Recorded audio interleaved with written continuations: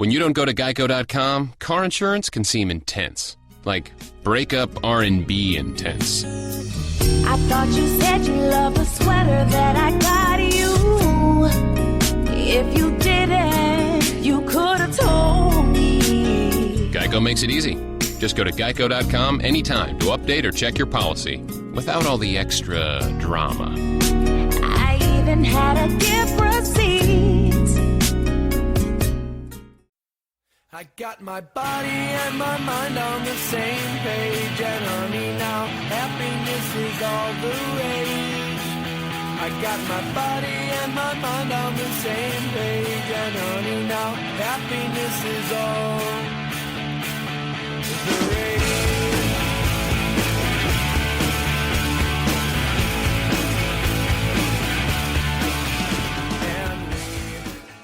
Welcome to the Daily Fantasy Basketball Podcast, brought to you by the No Halftime app. Use promo code BBALL100, that's BBALL100, to get up to a $100 deposit bonus to use in the app. If you can find the No Halftime app on the Apple Store and Amazon.com. And with that, we are off. TJIF. Wow, I can't believe I said that. That is such a loser statement to say. But welcome to the Friday edition show. I am your host, Daniel Green. You can find me on Twitter at Daniel A. Green 1. And tonight I am joined by the one and only Kyle McKeown. What's up, man? Yo, what up? Nice to talk to you again, Danny. You too, man. Where can they find you on Twitter, dude? You can find me at RotoKyleNBA on the Twitter. Fantastic. So hopefully you guys had a good Thursday night of NBA DFS action. We're taping this on Thursday night. It's about 11:37 p.m. So there's still a couple games going. Looks like right now, who did well in DFS tonight? One guy did not. I had a lot of Al Horford. He got in foul trouble against Taj Gibson, so I got in some Twitter beef over that. That was annoying. Yeah, Paul Millsap had a pretty good night. He put Millsap up played well. Yeah, 28 points, 7 rebounds, 6 assists. The assists from Millsap this season, including the preseason, have been pretty awesome. He also had 3 3-pointers and a block. 45.4 FanDuel points. And you know who else looked good was his running mate at center, and Dwight Howard. Yep, put up 11 points, 19 rebounds, 2 assists, 1 steal, 3 blocks in just 30 minutes, 41.8 FanDuel points. Dwight Howard definitely working the boards, and he didn't seem to care too much that he didn't get a lot of shots, went even 3 of 4 from the free throw line. So nice performance there in his Hawks debut for regular season. The best thing about him is he looked like legitimately healthy. The back didn't seem to be an issue, so he could have a nice start. And if you ever, obviously the defensive stats are going to be there. If you ever can just score some points, he could be a nice play. And as long as his salary stays, I think today everything was 7.5K for the game tonight. As long as his salary is under 8K, he's gonna be a pretty solid play. Yeah, I think the things that kind of make you go like, what the heck is that, is Thabo Sefolosha put up 13 points, 7 rebounds, 5 assists, 5 steals off the bench, played just 22 minutes, but put up 37.9 FanDuel points. So cheap guy there. He was the minimum salary at $3,500. So Thabo if you put Thabo in your lineup, well, why? But congrats. I had him I had 24 lineups. I had him in 1. Oh, wow. Good job. Yeah. Was it a good lineup, though? Do you know? To be determined. I'm going to make some money out of it. We'll see how good. I don't think I'm going to win huge money, but I'll win something out of it. Yeah. As usual, we are recording this the night before during the night's games. We still got 2 games going on right now, the Clipper-Portland game and the San Antonio-Sacramento game. It's just about halftime for that San Antonio-Sacramento game. So if you are listening to this to learn about all the Friday games, you dig? Well, can you get us into the over-unders and talk about the spreads and all that? Yeah, absolutely. All right, so for Friday, tomorrow, or Friday night, it's the perfect NBA DFS slate. You have 8 games. I love anywhere between 6 to 8 games.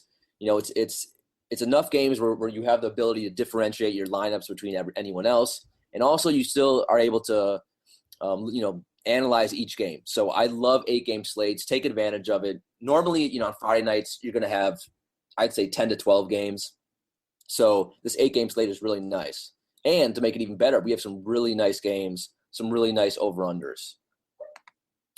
The best game of the night is, and I think we're going to be saying this all throughout the season. It's Houston at Dallas. The over-under here is 221.5. I mean, I'll be shocked if a Houston over-under is below 220. And if you bet the over-unders and do that kind of thing, bet the over. If you watch Houston play the Lakers in that first game, it's just, man, what D'Antoni wants them to do is just crazy. So this game I love. I mean, we'll talk about each position and we'll go dive into kind of players that we should target from this game. But it's just there's so many players you can target here. That first Houston game, there's 234 points scored, so bit over of the current projection. They basically, if you're watching like one of these games, you'll basically hit the over/under in the first half. I mean, it's just crazy. I mean, and the key that you want to do is, so whoever's playing Houston, I mean, you'll be able to target guys that you normally would never play. I mean, like Julius Randle, I do not envision playing him a lot going forward, but he dominated, and basically, if you didn't have Julius Randle in your lineup a couple nights ago, it was impossible to take down a GPP, a big tournament. So. Well, he had a good defensive matchup too, as far as being matched up against Ryan Anderson. Ryan Anderson was going to have he was going to have a hard time guarding Julius Randle the way that Julius Randle plays. Right, but that's what I'm saying. I mean, normally, like you're going to have people, have monster nights against Houston that normally just, that just wouldn't happen. True that. I mean, the thing is, it's not like D'Antoni's going to make a change and say, "Oh, Ryan, we need to get someone." Totally. Yep. We need to get someone defensive oriented in there. D'Antoni doesn't think like that. Holla. All right. So other than that, the other game with a monster over under, it's a 220 over under, is Golden State at New Orleans. Now we all know Golden State got blown out by 30 points, basically by San Antonio. This game, I'm worried that it's going to go the other way. Golden State's going to be furious. They are a 9.5 point favorite, so Vegas thinks this has the potential to be a blowout. So while there's guys I want to target in this game, you got to be a little careful. It's a little bit risky if a blowout does happen. I think that's possible, but it's also possible Golden State just doesn't have it all figured out yet as a team. So Golden State might come out and they might be hitting their shots and looking awesome, but they might struggle to kind of piece it together in certain respects, figuring out the whole Zaza Pachulia thing. And just I don't want to doubt Anthony Davis after the other night is I guess one thing I want to say too is maybe Anthony Davis can keep this close here against Golden State. Yep. I mean, the best part about AD in his first game when he put up basically 100 FanDuel points was the number of shots he took. I mean, he was just gunning the ball. Last year it'd be frustrating because there'd be like whole quarters would go by where he wouldn't take a shot and he wouldn't get the ball. So that was really cool to see. I liked how Tim Frazier seemed to be giving him the ball a lot. Remember, they're without Drew Holiday, without Tyreek. So it's basically anytime he wants to shoot, he has that ability. So are there any over unders from Friday's slate that you say, you know what, the over might lead to some extra value here? Like I look at the Utah and the Laker game, they got just a 201.5 over under for that, but Los Angeles is going to play at this faster speed. Utah with George Hill, they're leading the charge right now. It seems like they're going faster with Gordon Hayward being out. I see the potential for more points to be scored there and for that game to be potentially closer than what it is. Yeah. I think as me and you kind of discussed pre-show, I mean, early in the season, especially the first week or so, Vegas is still trying to figure things out as well. So yep. I'm sure no one's really sure what to make of either of these two teams, right?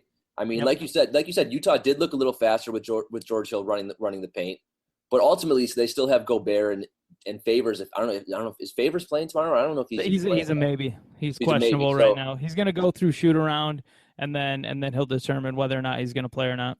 So I would think if Favors plays, that slows down the pace a bit. But yeah, I mean, I agree with you. I think I would not be surprised one bit if this has an over under of like 208, 210. And they've got a over-under of 198 on the Charlotte at Miami game. And Miami's playing at a faster pace this season with Goran Dragic too. So thinking that might be sped up. Also with MKG there, you talked about that pre-recording, kind of talking about how he was just looking really good in Charlotte's first game. And it seemed like that maybe helped speed up the pace a little bit too. Yeah, MKG was a guy. and I forgot how many lineups I had a couple nights ago. But I didn't play him at all. Like, I was shocked how good he looked. I remember seeing a video a couple days ago of like how he changed his entire jump shot. I think you might have tweeted it out. Yeah, he's still got a messed up jump shot. Definitely. It's still messed up, but he totally changed it. It does look a little better because before he had one of the ugliest jumpers in the league. It's still the ugliest jumper in the league, though. Maybe. I thought it looks a little better, but just in general, he looks fantastic. I mean, obviously, his game is attacking the hoop, but he looked great. And I think he caught me. I know he caught me off guard. And he caught a lot of the DFS world off guard. I forgot how many FanDuel points he had, but I think he had like 40 something. Quite honestly, I'm trying to look real quick. Yeah. He had 44 FanDuel points, 35 minutes, 23 points, 14 rebounds, which is amazing. So, yeah. So I'm with you. I think that game, with Kemba, and MKG. Remember, Big Al Jefferson's not there anymore. Miami has Dragic, so I agree with you that 198 over under, which is the lowest on the total on the board tomorrow. I think that could be a little bit too low for them. Absolutely. Anything else you see from the schedule that we can discern from the over-unders or the spreads? No, the only thing I guess we should touch on, just because we talked about this pre-show too, we had a very nice pre-show discussion, is the Indiana-Brooklyn game. On the surface, this looks like a fantastic game. It's a 214.5 over-under. I mean, anything over 210 is basically a game that screams for you to target players from that game. So there's some guys from Indiana, and Indiana's a 6.5 point favorite. So one, you could say, well, that's a little surprising. You might have thought Indiana is going to be a little, favored by a couple more points than that. But Vegas thinks it's going to be a close game. The concerning thing for Brooklyn is that it looks like that rotation is going to be a mess for reasons that I do not understand. Maybe you can shed light on it. The whole entire team's going to be on like a minute restrictions. Yeah, there was an article that came out in the New York Post by Brian Lewis, and the quotes from Kenny Atkinson are just weird. He says that our whole roster has minutes limit, essentially. So they're bringing along their roster on all these like personally designed minutes limits plans, and we saw Brook Lopez play lower minutes. The Nets are playing this kind of motion offense, a lot of passing, not necessarily any ball dominance. So the idea of using a Brook Lopez who's traditionally been give him the ball, get out of the way, let him create his own shot kind of thing. Now they're asking Brook Lopez to be out on the perimeter a lot, go stand in the corner, take your shots when they come to you, make a play, make a pass. Like, that's not really Brook Lopez's game. So he doesn't fit well with what Brooklyn's trying to do right now. And they're having other guys like Justin Hamilton and Joe Harris step up off the bench and play really well, and Luis Scola too. So, and we even saw in the second half of the Nets' last game, they started Luis Scola for the second half against Boston just because Atkinson said he liked the matchup better. I mean, they benched Brook Lopez in the first game of the season at the halftime. Like, this is concerning. Yeah, I mean, look, so they played 10 guys at least 18 minutes, and no one got above 27 minutes. I'm just going to read you the minutes played, and I'm not even going to name the player because it's basically irrelevant. 23, 24, 21, 23, 27, 25, 21, 18, 25, 22. I mean, that basically means no one's getting, above 27 minutes. It's just a nightmare for DFS purposes. I'm staying away from almost anyone from Brooklyn unless I get someone like really cheap who I think, can take advantage of and hit value in limited minutes. It's just not worth it for me. And especially do not play any Brooklyn guys in cash games. You just can't do it right now. Well, I mean, there's some guys who are coming at such a value that you might throw them. You're right. You might throw them into your tournament though and say like, okay, you're so cheap that if you blow up, this is going to be awesome. So right. Yeah, I'll give it a try, but it's pretty much only a tournament thing because you just can't trust the floor or the ceiling on these guys right now, really.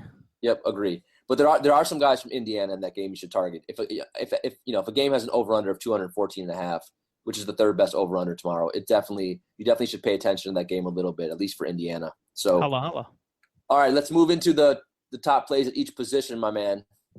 Let's start with point guard. Point guard, as always, it's always going to be lots of options, and tomorrow or Friday night is no different. Let's start out. Westbrook is the highest priced guy. He's $12K. I think that's reasonably priced. Like, he did not look that good in the season opener against Philly, and he still basically had a triple-double, and he had 58 FanDuel points. So they play Phoenix on Friday. A really nice matchup. I mean, there was a time when everyone thought Bledsoe was like one of the best perimeter defenders. I don't think that's the case anymore.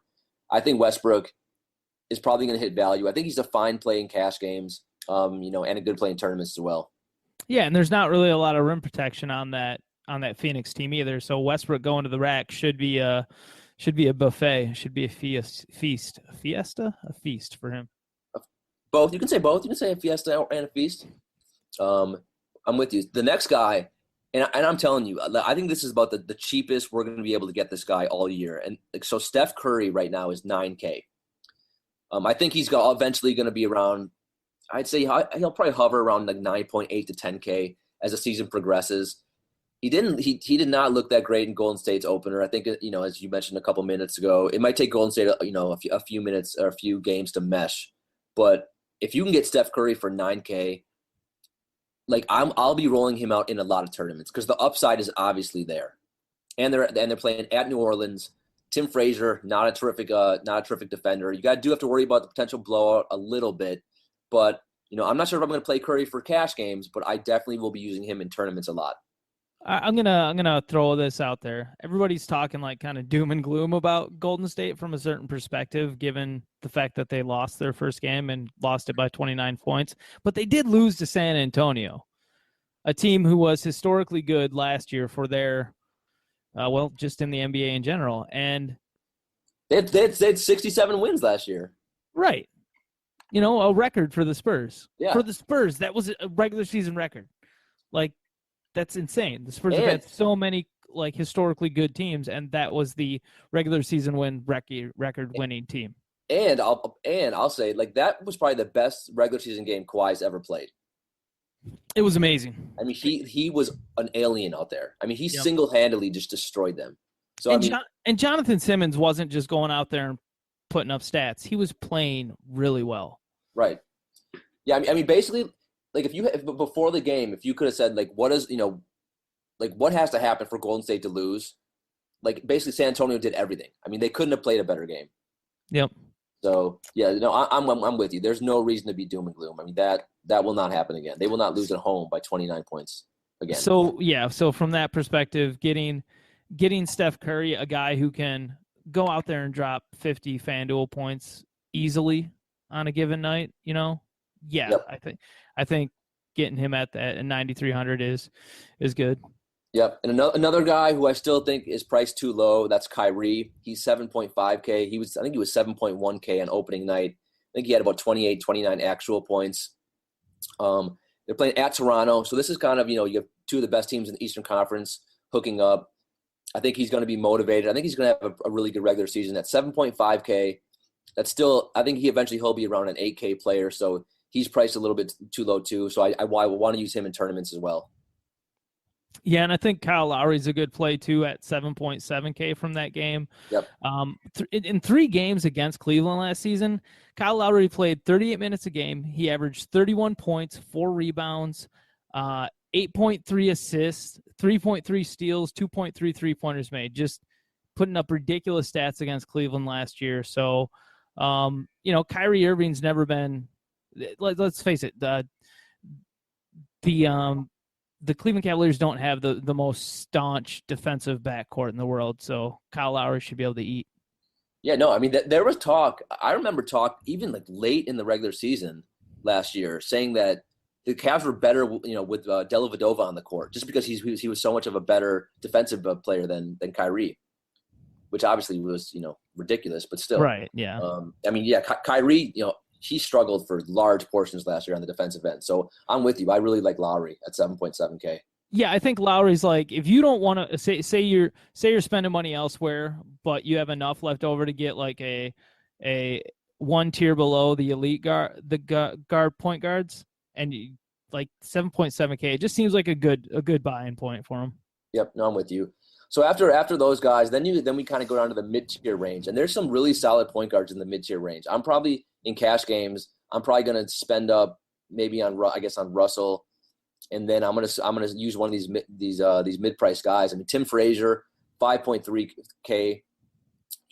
I gobbled him up in season-long leagues. I used a ton of him in DFS on opening night. Until Drew Holiday gets back, he's going to put up nice stats. In his opening game, he had 37 minutes, 40.5 FanDuel points, 15 points, 5 rebounds, 11 assists, 2 steals. I mean, that's a beautiful line. Yeah, no, and granted, you don't even need, with him to having just a $5,300 salary, you don't need that kind of production out of Tim Frazier, and he's capable of duplicating that or even doing better. He's one of those weird small guards who can rebound like a monster. So you love it, and you love that he's going to be playing in a very fast-paced game against Golden State too. Yep. Another guy who I really like tomorrow, and that's George Hill. Now, I didn't use much of George Hill in Utah's opener at all. I was not overly excited, about his chances to have a breakout year. But first of all, Utah is playing the Lakers tomorrow. So ding, ding, ding, ding, ding. That's fantastic. Second of all, his price is reasonable, 6.1K. And the other thing that really, probably the best thing from the opening night was just the minutes. He got 39 minutes opening night. He had 35.4 FanDuel points, 19 actual points. I think it was 2 rebounds, 6 assists, 2 steals, and a block, something like that. So that's a really nice line. Any point guard against the Lakers is always going to be a good play. So he is a very safe floor for me. I'm not sure how high the ceiling is, but I love the floor. I think he's a nice safe play tomorrow or Friday. Yeah, I agree on everything you said. And you're a little bit – you don't really think he's going to get 39 minutes again, George Hill, because Dante Exum only played a few minutes in the first game. And I think watching that game, I think it's because Exum passed up an open three-point shot at one time, and I'm pretty sure that got him yanked because – what really made Exum stand out in the preseason was he was a more aggressive player. And then he gets into the regular season and it just falls back into bad habits of not being an aggressive offensive player. But I definitely think the minutes could come down for George Hill, but at 6.1K, it feels like a safe play. Probably, would you say he's more of a cash game or a tournament? I was just about to say cash game, and then I looked at the spread. It's 8.5. Utah's an 8.5 point favorite over the Lakers. I know everyone's all giddy because the Lakers actually won on opening night against Houston, but I still ultimately think the Lakers are not a good team. So the blow up potential worries me a little bit here. But I still think if I had to use George Hill, I'd probably use him in cash games and not tournaments because I just don't know what's the upside, right? So if George what he did on opening night, that's about probably the best you can hope for. And that was about 35 FanDuel points. So I think you kind of defined what it means to be a good cash game player. It's have a high floor. Right. And that's what you said George Hill is. I like his floor, I'm not sure about his ceiling. Right. So I think I'd use him maybe for cash. Maybe if you want to use him in 1 or 2 tournaments, maybe, but I wouldn't go crazy. I just don't think he has the potential to give you 40, 50 FanDuel points. Right. And if Derek Favors is playing too, it could be less touches for George Hill as well. That's actually a really good point by you. If Derek Favors is back, that makes me a little down on George Hill, and then I'm not sure if I'd use him in cash games. Right. There's too many other options where it's now you've probably checked off too many boxes where I'm saying, you know what, I like George Hill and he's a maybe. If I'm filling out my lineup and I've got one more point guard slot I need to fill and I've got 6.1K left, boom, he's my boy. Yeah, and not to mention, I think he's going to be over-owned tomorrow because he did play so well opening night. I mean, one of the things that I tell everyone, people, it's pretty, sometimes it's just pretty logical, what people do in DFS. If someone had a really good day on Monday, they're going to play that guy on Tuesday. So Anthony, think of the guys who did well on opening night. Anthony Davis, he's going to be super, crazy owned tomorrow. Guys like MKG. He's another guy. He's going to be really high owned. So it's the guys in tournaments, the guys who did really well and I think are going to be really high owned. I have no issue with fading them in tournaments. Now in cash games, don't get crazy. If someone had a really good game and has a really nice matchup the next day, I still play that guy. But in tournaments, I have no issue fading a guy just because he's going to be really high owned. Right. Don't chase points. Don't exactly. Just because somebody played good last night does not mean they're going to play good tonight. In fact, it's like a logical fallacy. Yep, and it goes the other way too. If someone struggled, one night, I love playing that guy the next night. I love it, as long as he's a good player, obviously. So moving on, point guard. Next up, this is an interesting guy. Interested to get your thoughts on this guy because I like the price. Elfrid Payton, 5.9K. Like the thing that I like most about Orlando. Can you hear me? Yeah, no, we were both trying to talk at the same time, and it kind right. of made like a beatbox thing go on. Nice. It was I like dope. the beatbox. Real quickly, I'll say the thing I like most about Orlando. It seems right now that Vogel is going to give all their big guys, all their other starters, kind of big minutes. So Peyton seems locked into a lot of minutes, and at 5.9K, it seems like a nice play tomorrow. What are your thoughts? Peyton, it seems like a good matchup against Detroit. Because even though Detroit has Andre Drummond, who people think of as this like shot blocker, this center, this defensive center, he's not really. Like Drummond's not. He's not the presence if you don't watch the Pistons a lot, you wouldn't necessarily probably understand it because you just see the highlights. But if you watch the Pistons a lot, Drummond still doesn't command the paint the way that like a Tyson Chandler on the Dallas Mavericks did when they were winning that championship kind of thing. So like, it's weird to me though, right? So do you think he's just never going to be that type of player? Because now he's been in the league, this is his fourth year? I mean, I think it's just a balance, and he's still just like 23 years old, and it's a balance of developing your offensive game. He's still the best rebounder in the league. Like, even if he's not necessarily the greatest or most demonstrative defender in the paint as far as protecting the rim, he's still a big body down there who's adequate at it. And then he still rebounds super well. So at least you're not getting second possessions for teams. But anyways, Elfrid Payton is what we're trying to talk about. So Payton last year played 2 games against Detroit, played 33 minutes, put up 18.5 points, 6 rebounds, 7.5 assists, 1.5 steals, 0.5 blocks. It's the same Detroit team that he'll be playing against. So, and then the matchup against Ish Smith, who's a smaller guard, it just seems like a good situation for Payton at a decent price where he could put up a potentially pretty good line, especially if he's getting a ton of minutes like he did in the Magic's first game when he played 37 minutes. All right, I'm with you. 2 more guys talk about a point guard. Next guy, a guy I know both of me and you really like a lot for the season. That's D'Angelo Russell, 6.4K. I think he played pretty well against Houston in the opener in that fantastic over-under game with an over-under of like 280. So Utah, a little tougher matchup here. He's not going up against Houston. So what are your thoughts here? It's true, but we also saw I don't want to make too much of a comparison, but we saw Damian Lillard score a buttload of points against Utah. Yeah, he went nuts. Another score for his guard. With that said, there was like 3 different takes to the rack that Lillard had against Rudy Gobert where you're just like, yeah, nobody else could do that.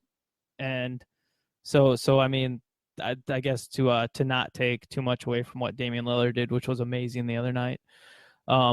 It's 6,400, and I think the upside is there with Russell that he'll play more minutes, and you know what, shooting well plays good against even the best defense. Yeah, I mean, I don't think I'm going to use Russell in cash games tomorrow. I think I need to see a little bit more before I'm going to be convinced. That 6.4K, I mean, that's not super cheap. So I'll definitely have some exposure in tournaments, but I'm not going to use him in cash games yet. But I still think, he does have the potential. He does have the upside to have a really nice game. For sure. And the last guy, a very intriguing punt option here if you want to go cheap tomorrow at point guard, which I'm probably not going to do for the most part. But I might throw this guy in a couple lineups, though, and that's Tyler Johnson. This kid is really talented. I followed Miami. I watched every one of their games the last couple of years. I didn't even know he was going to play in the opener, quite honestly. So that's my bad. I mean, he was coming off an injury, right? But no, he had shoulder injury last year. But that was last year. I'm thinking of Josh Richardson. So that's my bad. Yeah, no. So Tyler Johnson, he's 4.6K. He played 28 minutes in the opener and basically put up 30 FanDuel points. So that's hitting, what is that? That's almost 6 times value. So that's nice production.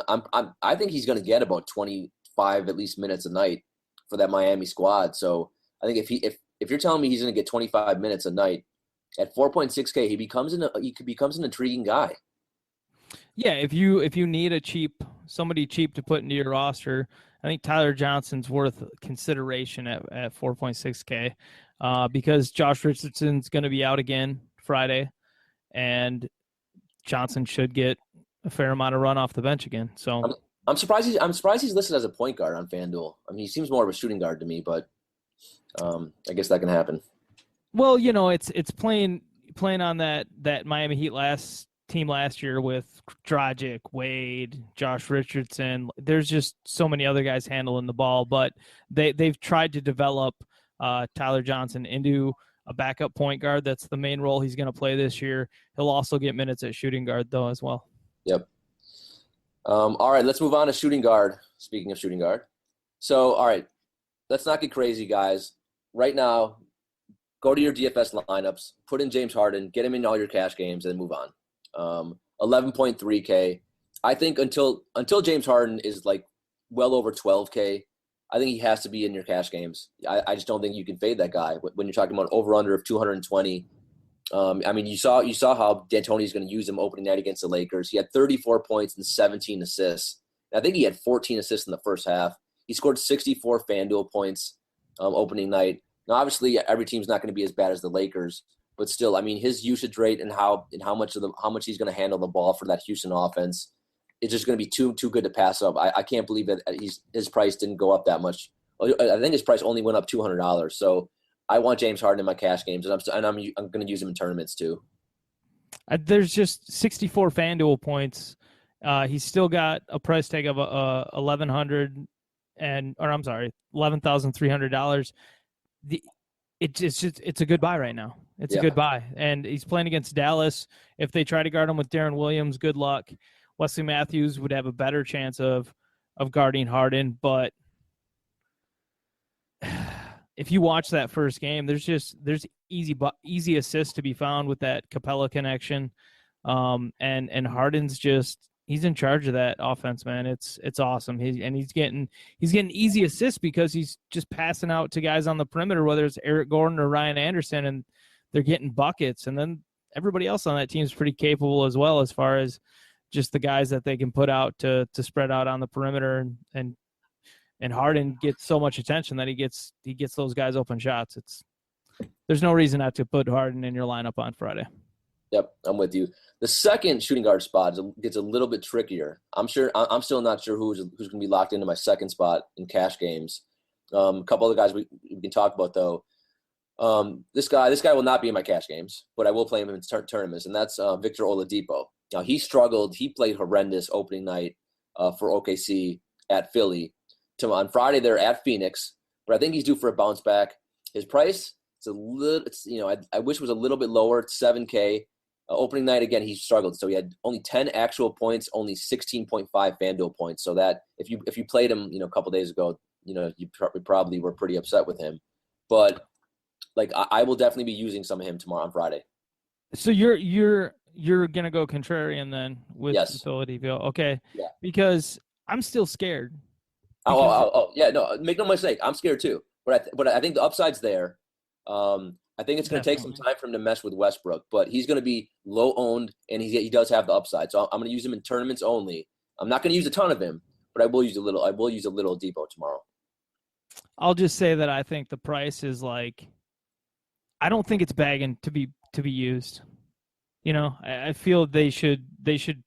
Well, it's probably right. The FanDuel's probably being right in keeping Oladipo at 7,400 because that's probably close to what his actual value is going to end up being. But it's really scary after seeing him just play 26 minutes in the first game. Yeah. I mean, it's definitely a riskier play. Another, I don't know, I guess not as risky as Depot. Another guy, though, who I like tomorrow, or on Friday, and that's Devin Booker. He's 6.1K. He'll be these two will be matched up against each other. He'll be guarding Depot and vice versa. So at OKC, I thought he had a horrendous game opening night. And then I looked at the box score, and he still had 18 actual points. Now, the problem with him is he did nothing else. So he only had 21 FanDuel points total. So he didn't come close to hitting value. But that was also in just 24 minutes. Right. Exactly. So like I think he's a much safer play than Depot tomorrow. Phoenix needs him to score, and I'm definitely going to be using him in some tournaments tomorrow. Yeah, I would consider throwing Booker into some lineups, but like you said, it's there is a little bit of risk with it. Yep. One guy who probably he might be one of the safer guys to use tomorrow, and that's Rodney Hood. 5.7K, so a little bit cheaper than Depot and Booker. Fantastic matchup versus the Lakers.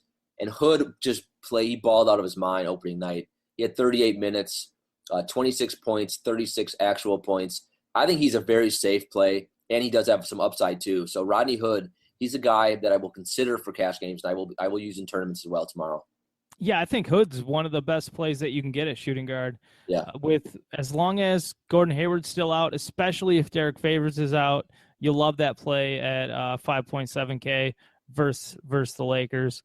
Hood can be a streaky shooter, and that's where a lot of his value does come from, though. So if his shot's not falling, it's just hard to imagine him not getting enough shots, especially if Favors is out. If Favors is playing, maybe things change a little bit, but Hood's still going to be probably the primary offensive option on that team as long as Hayward is out. Yep. I'm trying to see. All right, sticking in right around that price range. I wasn't going to mention this guy, but I guess we should. That's Klay Thompson. I think he's 6.1K. So you right now you can get all these Golden State guys super cheap. Klay didn't play well opening night either. Just you have any quick thoughts on Klay? I'm not going to use him in cash. But I just think he's at 6,100. I think he's a good contrarian play. Yeah. Against the Pelicans. Yep. More than anything, if it's Etuan Moore is a good player, but he's not going to be able to stick. Who's going to be able to stick with Klay? I don't see anybody on that team really giving him too much problems. No, I'm with you. I wasn't going to mention him, but then I thought we better, just in case. So another guy. Another guy who I think is really safe for Friday, and that's Evan Fournier. He's 5.8K. These Orlando guys, they're playing big minutes. So he played 39 minutes opening night. He had 34 FanDuel points. I think he's going to hit value, and he's got a little bit of upside too. So I think, if you want to play Fournier tomorrow, I think that's a solid play as well. Yeah, and I know some people would be like, well, isn't Kentavious Caldwell-Pope a really good defensive guard? And Kentavious Caldwell-Pope can be very good defensively, but this Detroit team is kind of in flux right now. They're trying to figure out how to play without Reggie Jackson, and it's been ugly. So I wouldn't be surprised if Orlando kind of puts the sticks to Detroit.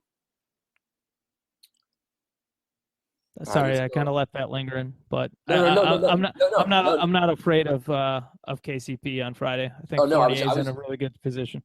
No, I was just thinking which guy to talk about next. I can't believe we're talking about like 10 shooting guards. I was like, what am I doing? But there's so many other guys I feel like we need to bring up. Well, you didn't mention that Nick Young at 3.5K. I mean that is somewhat interesting. I know. I was gonna bring him up. Like I cannot believe that he's like. Did you have any idea he was gonna start? Like no, nobody did. I mean, like I remember, every day I'd read some one of the beat writers for the Lakers would tweet out something saying how Luke Walton says Nick Young is their best perimeter defender, but I thought he's just completely full of crap. But apparently Nick Young is going to play some serious minutes for the Lakers. I mean, he started and he played 27 minutes. He didn't shoot well, but he had 15 FanDuel points. Like you said, his price is he's priced at the bare minimum right now on FanDuel at 3.5K. So hey, you don't need for him to do much to hit value. I mean, he hits like 3 or 4 3-pointers and grabs a rebound. He basically hits value. So I can't knock it if you want to play him, especially in some tournaments. Go ahead. Yeah, I would probably say he's like you throw him into a tournament and just like it's like sticking your head between your legs. Yeah. Yeah. He's basically like a lesser version of J.R. Smith, who's another guy. It's kind of a similar thing. J.R. Smith's only 4.4K, which I think is a little too cheap. So if you want to play some J.R. Smith tomorrow in a tournament or two, go ahead. I mean, they're very similar players. I mean, you got to just pray they get hot and make some threes. The last guy let's talk about is real quickly that's Jordan Clarkson. I thought he looked pretty good opening night against Houston. 25 minutes, only played 25 minutes, but that might be what he plays. Just going forward this season. I don't want to look too much into I don't want to get too much into looking into one game rotation. You can definitely try to discern stuff, but Jordan Clarkson's not. There's no way in hell on that Lakers team that he ends up playing 25 minutes per game, the whole season. Yeah, I don't see it happening. I mean, the thing is though, even if he does, his usage rate is so high where he's still a decent play. So even in those 25 minutes, he put up 32 FanDuel points. Now again, we should use the caveat that was against Houston, so that's a little bit of an outlier. But I think if you want to use Jordan Clarkson tomorrow on Friday night slate, you could do a lot worse. So I think he's in play as well. Holla. All right, let's go to small forward. Small forward's loaded. I think I may just use two.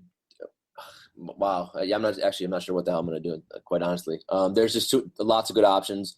The top guys got LeBron 9.9K, Durant 9.3K, and Paul George 9.2K. I'm not sure how much there is to say about those three, but between those three, if you had to pick one for tomorrow, is there one that you prefer?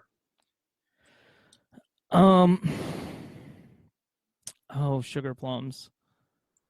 Putting you on the spot, man. No, it's just part of me wants to buy into the idea that Golden State's going to go out and destroy everybody and that everybody on Golden State's going to do well. But there's another part of me that says LeBron is going to throw up another triple-double for us. They're also priced closely, and I'm not seeing. I think if I had to pick one out of the three, I'd pick LeBron. Yeah, I mean, I think Paul George is nice because of the Brooklyn matchup, but I don't know, man. I guess I just look at LeBron and say I feel like he's gonna get his value against Toronto, and he's gonna play a lot of minutes against Toronto because it's not gonna be a blowout. Yeah, I'm with you. I think if I had to choose one just for cash games, just for safety purposes, I'd probably pick LeBron. In tournaments, I'd probably go. I use a lot of Durant and Paul George. I mean, Durant, he looked in the opener, he probably played the best of all the Golden State guys. I think he had 28 points and 10 rebounds. So, all three of those guys are, obviously any night they're going to be decent options. But I think I'm with you. If I had to use one for a cash game, I'd probably go LeBron. After those three, though, then you got some interesting, mid-range guys. I mean, I think we talked about at the top of the show. MKG kind of came out of nowhere in the opener. He's 5.6K at Miami. Tough matchup against Justice Winslow. But opening night, at Milwaukee, he had 35 minutes, 23 points, 14 rebounds, and 44 FanDuel points. Now, I'm gonna stop you really quick. Okay. I would totally pick Durant over LeBron or Paul George. Okay. Sorry, going back on that. What made you change your mind? I mean, in tournament, Kevin Durant, I feel like there's even higher potential than what LeBron would give you. That's the main thing. Okay. Well, in cash games too, would you go Durant or just tournaments? Probably just tournaments. I'd probably take LeBron in my cash games just because I think that the fact that they're playing Toronto does make LeBron's floor better than what Durant's is. Because what if Durant feels bad about being the only guy who really played well in the last game? Then he tries to be a good teammate, and then it all just goes to crap. Yeah. No, I'm with you. It's going to – I mean, to figure out which Golden State guy is going to go off each night, it's going to be hard to play them in cash games until we kind of see how it all plays out. So yeah, but I'm with you. I mean, obviously the upside's always there for Durant. So he's a good, fantastic tournament play. Word up. So MKG, yeah. So I don't think he's going to repeat what he did opening night. Also, he's going to be really high owned. So I'm probably going to fade him a lot in tournaments. And I don't know if I want to play him in cash games. I mean, can we trust him yet? I mean, it was one game. I don't think we can trust him. Yeah. No. Yeah. You can't trust Michael Kidd-Gilchrist. He's interesting, and he looked really good, but he's like a glorified Taj Gibson, right? He plays super hard, but really the offensive game is limited. I mean, he's got it.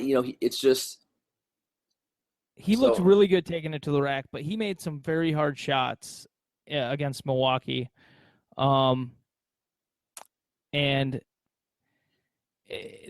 offense isn't MKG's strong suit. The 14 rebounds I can believe. The 23 points, that's harder to believe. We'll see though.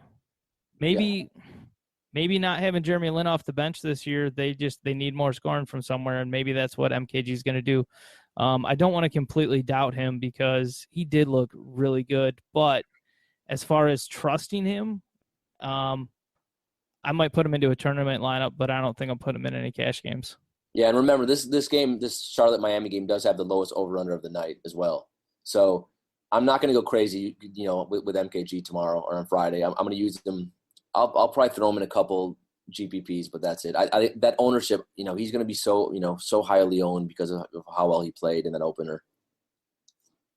Speaking of which, another guy kind of came out of nowhere in the opener, and that's 78-year-old Joe Johnson.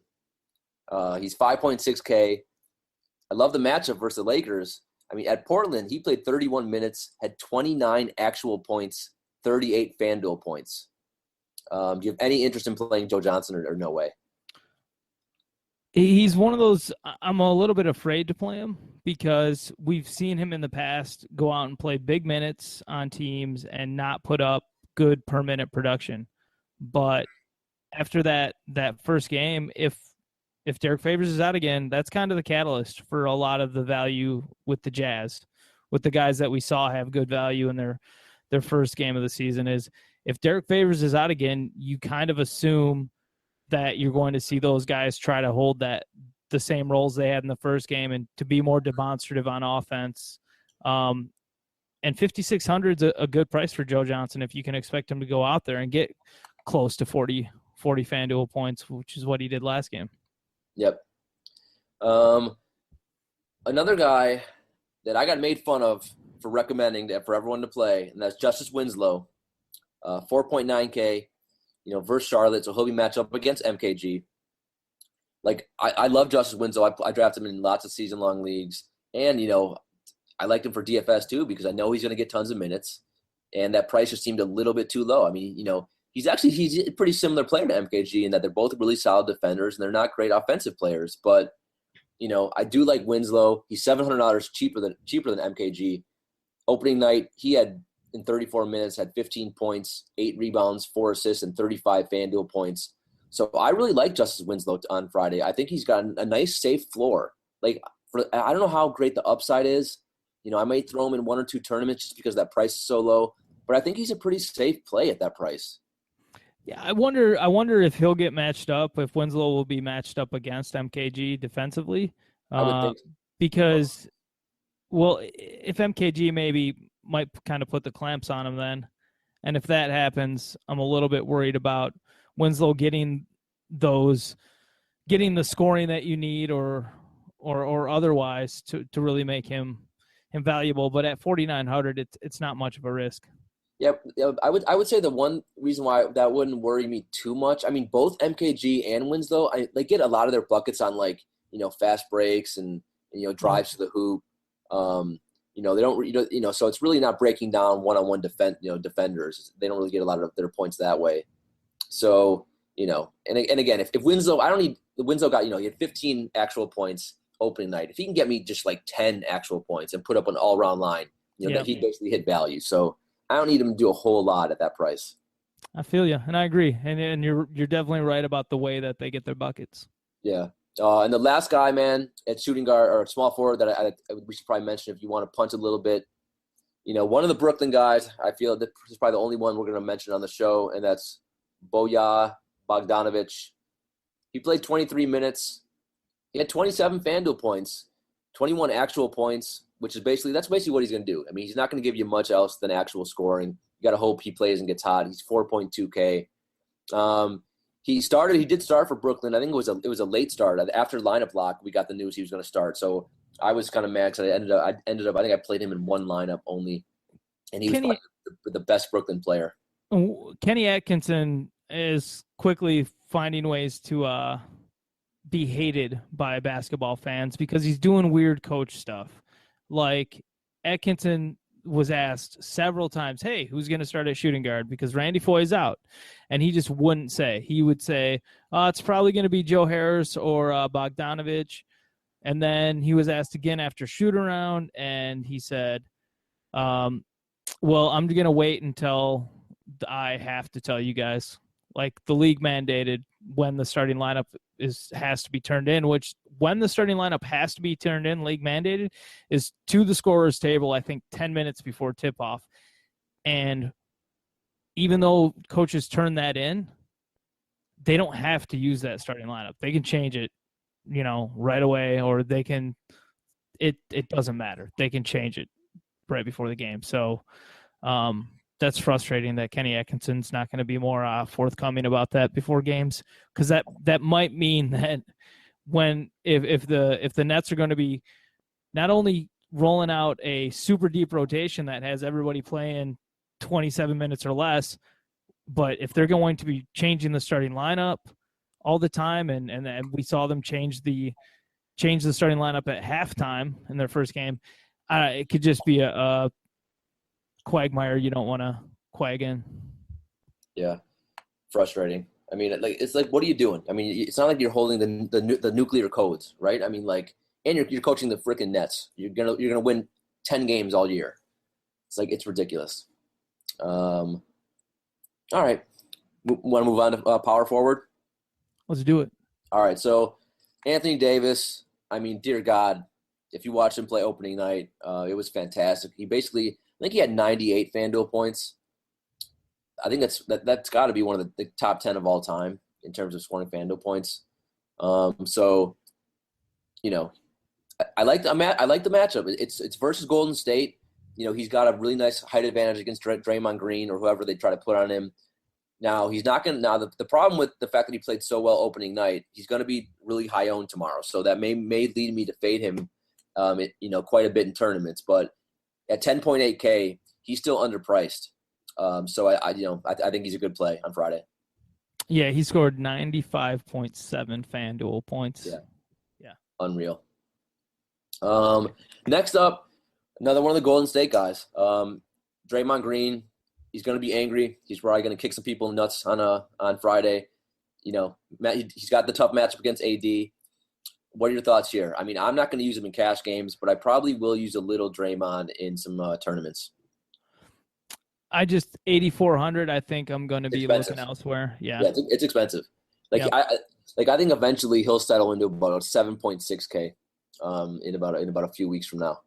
I mean, you freaking love the game that he had against San Antonio, the 18, 12, 6, 5, and 1. That's nuts. Yep. No pun intended. Really, no, there wasn't. Yeah. So, all right, a guy that I really like tomorrow, he's probably going to be in my cash games. That's Kevin Love, 7.1K at Toronto. That's too cheap. I think eventually he's going to be about a 7.5 to 8K player. LeBron's getting him a lot of open shots. He's going to play some decent minutes. So I think he's got a nice, safe floor. He's going to get, the touches. The minutes don't concern me. For some reason, the minutes, he got benched a lot in fourth quarters last year. I just don't think that's going to happen this year that much. So I'm a big fan of Kevin Love tomorrow.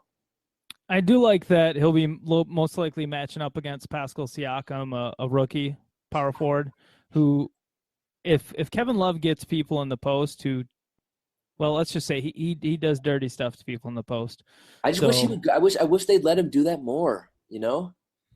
Agreed, but then again, it's just not the way basketball is played these days. Yeah, I know.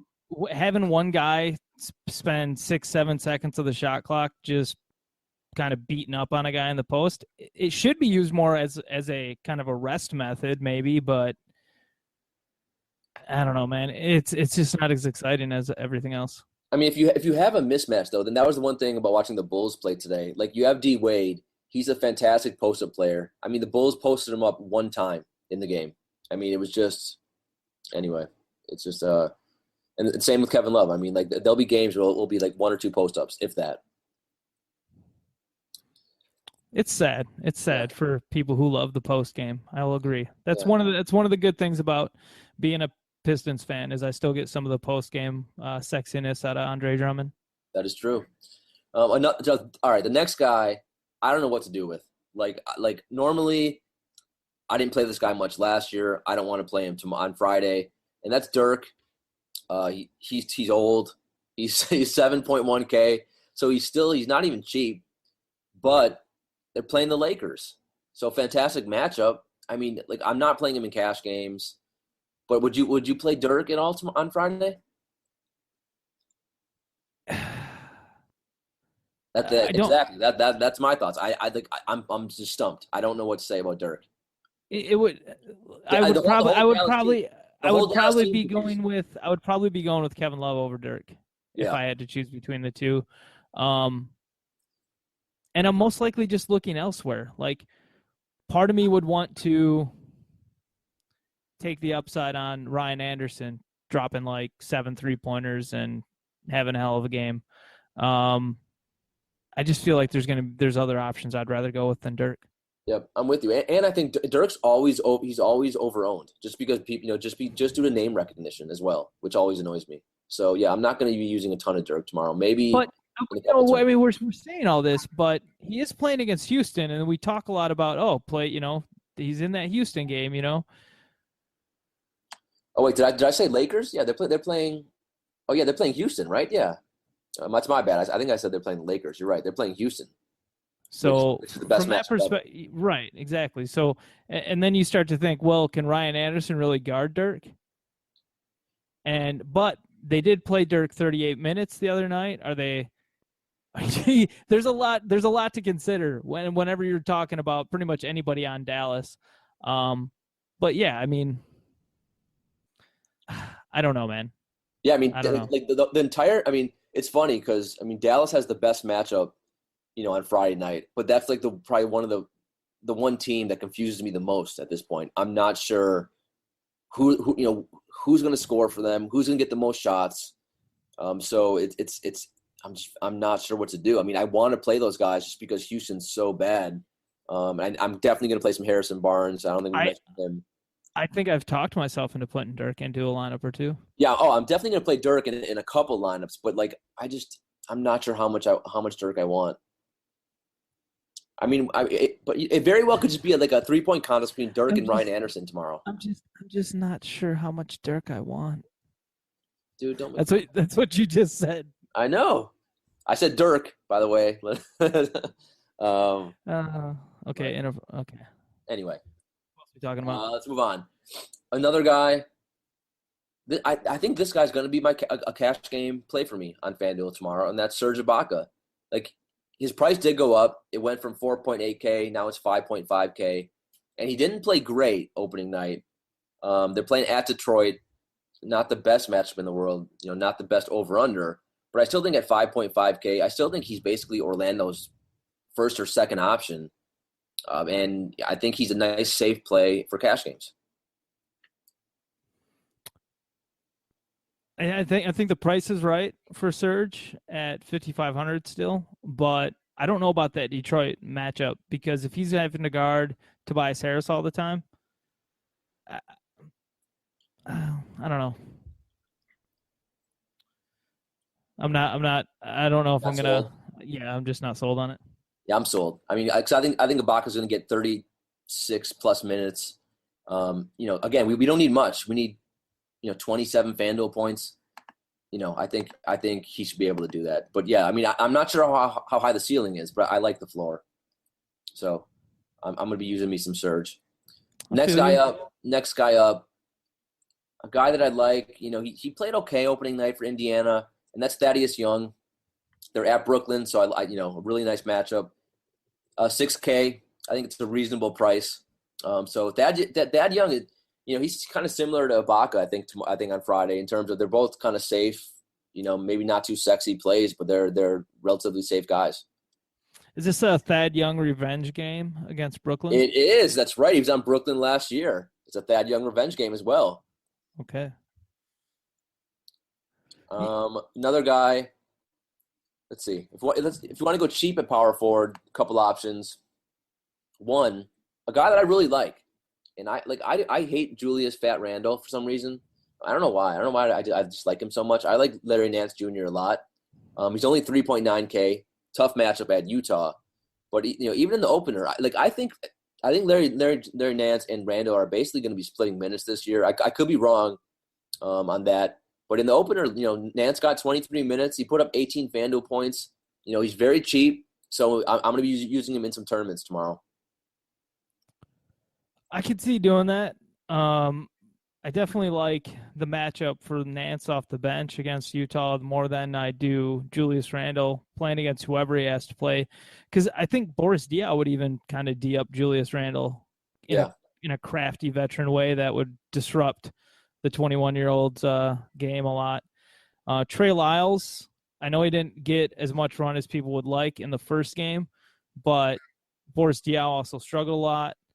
Trey Lyles is just 3,800. If Derek Favors is out, I think there's a good chance we might actually see Trey Lyles get put into the starting lineup over Boris Diaw. So something to consider and keep an eye on news-wise on Friday. Yep, I'm with you. Yeah, I played Diaw and Lyles, both those guys. Disappointed opening night. Hopefully they can bounce back on Friday. What about Terrence Jones at 4,000? I mean, here's the argument. Go ahead. With New Orleans playing against Golden State going smaller potentially, maybe Terrence Jones actually has a path to more minutes in that game than he did in the Pelicans' first game. Yeah, I mean, it makes sense. This guy's let me down so many times, both in terms of production and in terms of minutes. It's just hard. It's hard to get overly excited for it. But yeah, I mean, I like tournament play. The only thing I'm just looking at, playing against Denver in their first game, Terrence Jones, it was going to be hard with Jokic, Nurkic getting a lot of run, with Fareed getting a lot of run. It was maybe going to be hard for Terrence Jones to get in there. But if Golden State's throwing out the Death Star lineup a lot with Draymond at center, then maybe Terrence Jones gets a lot more run on Friday. Yeah, and the price is fantastic at $4K. I mean, I think if you want to throw him as a dart in some tournaments, absolutely. Holla. And he'll be super low owned. I mean, that's for sure. I mean, no one's going to be on him tomorrow. No, it's a good thing. I know what you're saying it with this air of positivity, but in saying it, you're essentially saying he's complete trash and no. That's not what I'm just saying he's fallen off everyone's radar. Okay, yeah. I'm with you, man. I know the way it came out, I was just enjoying taking it a little bit of a different way. All right, let's move on to center. Center is a very intriguing position. I think it will be the whole season. Tomorrow's no different. The top guy on the board at center has got to be Whiteside. He looked fantastic in the opener. In only 31 minutes, 18 points, 14 rebounds, 4 blocks, 43 FanDuel points. Real quickly, I'm trying to see what his price is because I don't have it down. 8,500. How much? 8,500. 8.5K. So I think that's a fair price. I think eventually he's going to be around the 9K probably mark. So I think it's a reasonable price. I think it's a fine play if you want to do it in cash, and he's a good tournament play as well. Agreed. I think there's upside for his minutes to continue to grow as well. Yep. Now, a guy I know it's your team, man.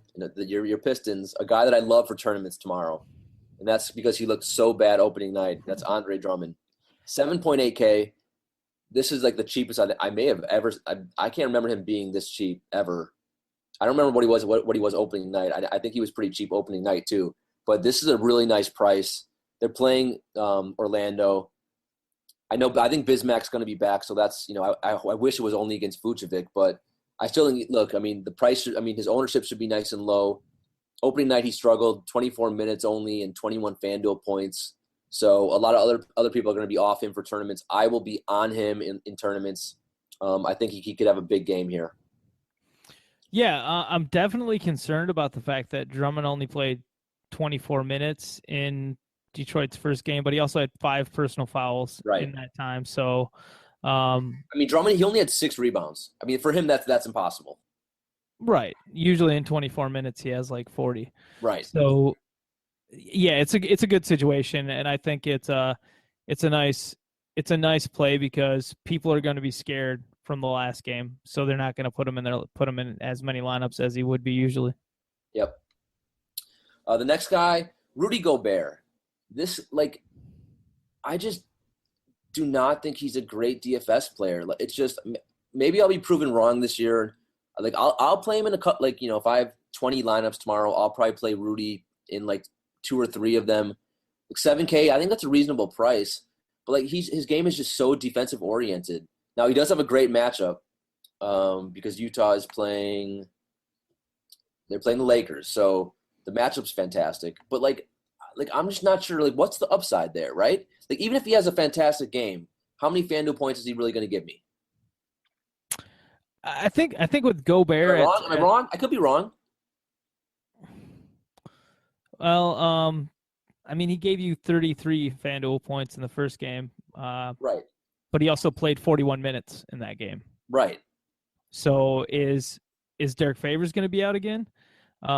You can regularly get 35, 40 points out of Gobert. He puts up those games because he's such a staunch rebounder. You know, just because he's not doing it in the rebounds, he'll go out and get you so many doing it in the points. He'll go out and get you so many rebounds and have a 5 or 6 block night where, you know, he'll drop a 40-point FanDuel night for you. So that can definitely happen. But I feel like counting on him to get 35 on a given night, like the floor is significant enough that I'm afraid to spend too much on him. I'll say that. Yeah. Yeah. I mean, so, you know, Los Angeles seems like a good matchup, though. I know. I want to use him. I want to play him. Like, I want to attack the Lakers, but like, I'm just not. If Derek Favors is out, consider using Rudy Gobert. If he's not, maybe don't. Yeah, I agree with that. All right, the next guy. This guy, I know you love this guy. This guy, I mean, I'm a fan, but I wasn't that high on him. And he exploded opening night, and that's Miles Turner. He's 6.9K at Brooklyn. I mean, dear God, look at these numbers in the season opener. 30 actual points, 16 rebounds, 4 blocks, 2 steals, 61 FanDuel points. I mean, dear God, like I would never have guessed that. I think I had him in like 1 or 2 lineups. I didn't play him much at all, and that was my mistake.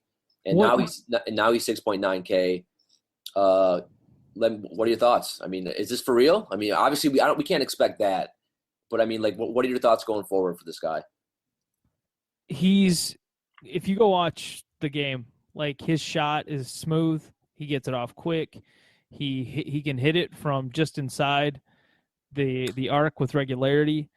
Even when he gets posted up, there's no panic in him. He had Wesley Matthews guarding him on one possession right at the foul line, and he literally just turned into face up against Wesley Matthews and just flicked his arms and just shot it over him. Like, sometimes you'll see a big man get a small guy on them and they panic and they don't know what to do. No, Miles Turner was just like, oh, okay, you're short, buckets.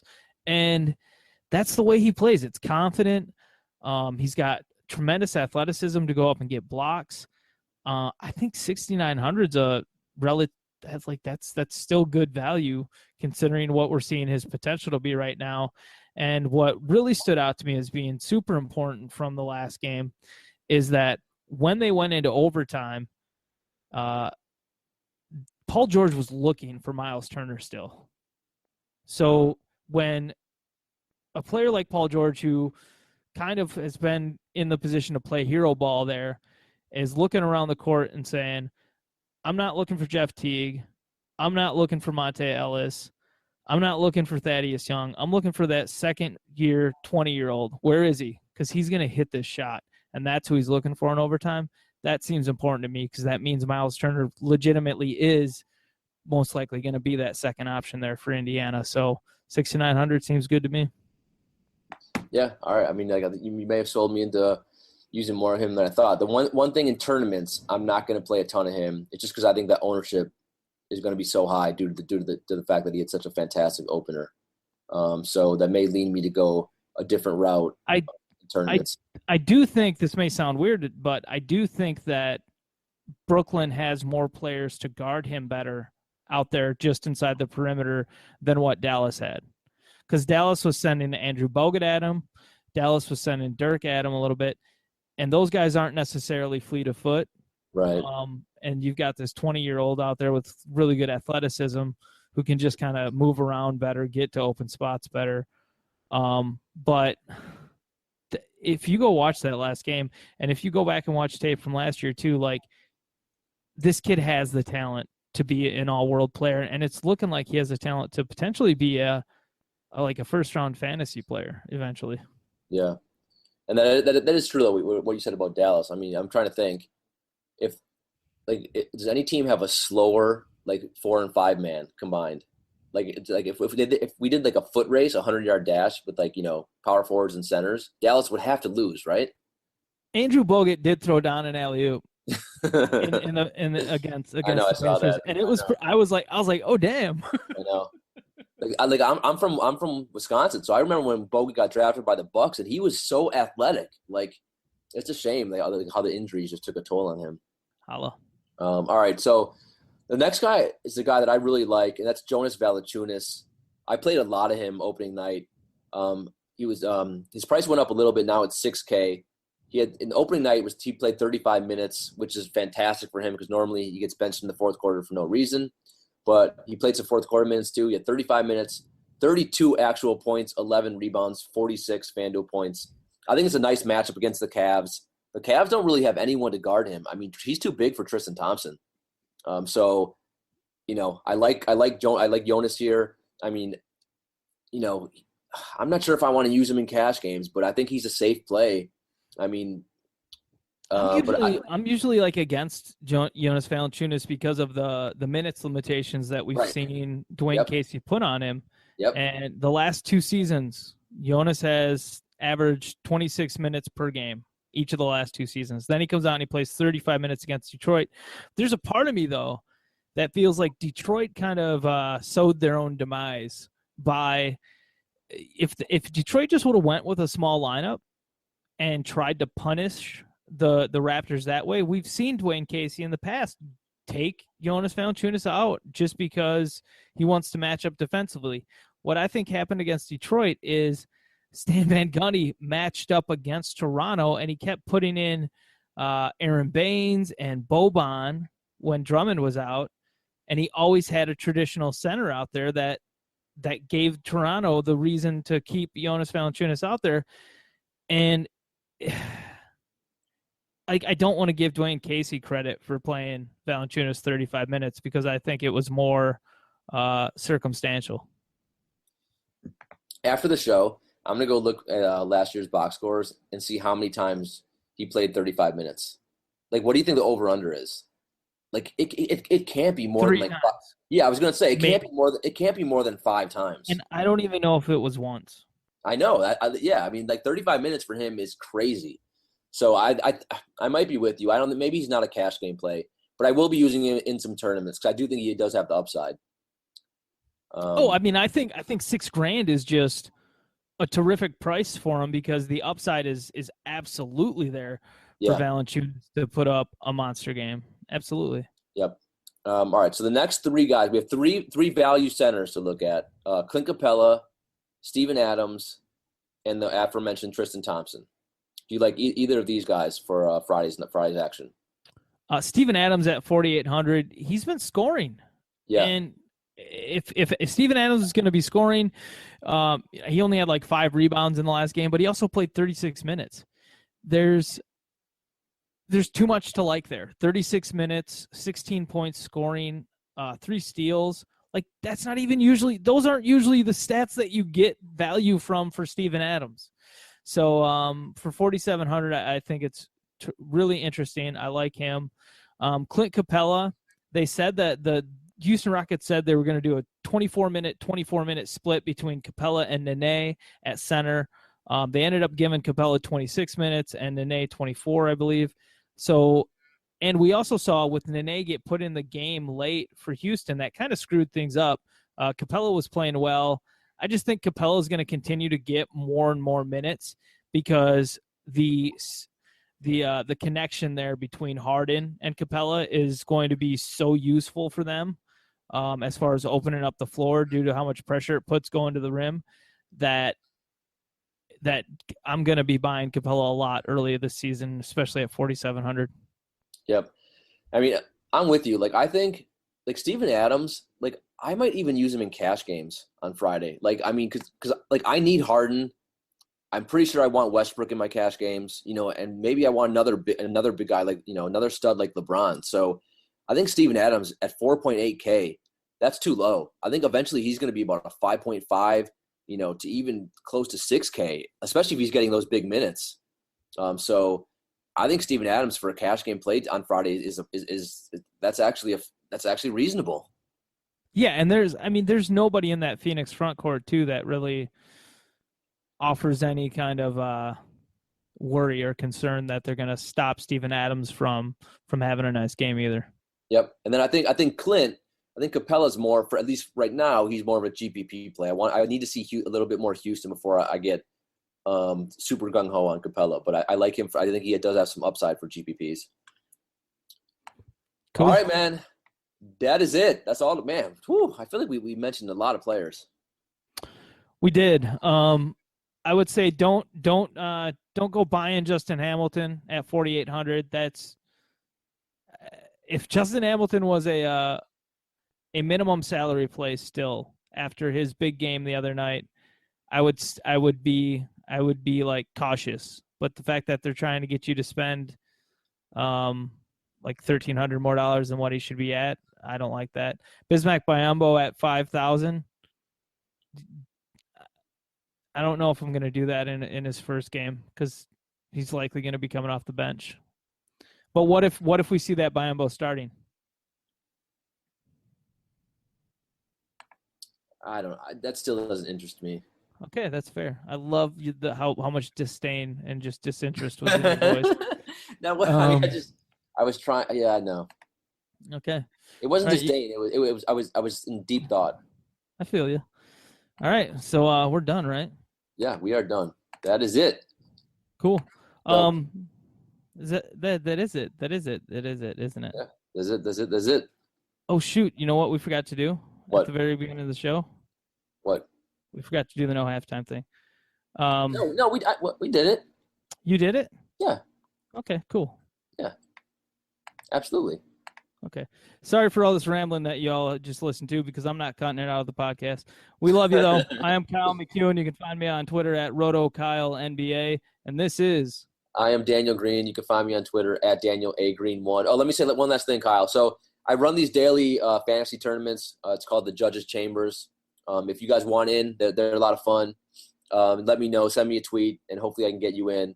Right now, we're only doing one tournament. It's only 20 people, but demand's pretty high, so maybe I'll be running 2, 3, 4 tournaments in the weeks ahead. So if you guys want in, hopefully Kyle's going to play too. So it's a lot of fun. Get in there. Straight up. All right, we love you guys. Check you later. Peace.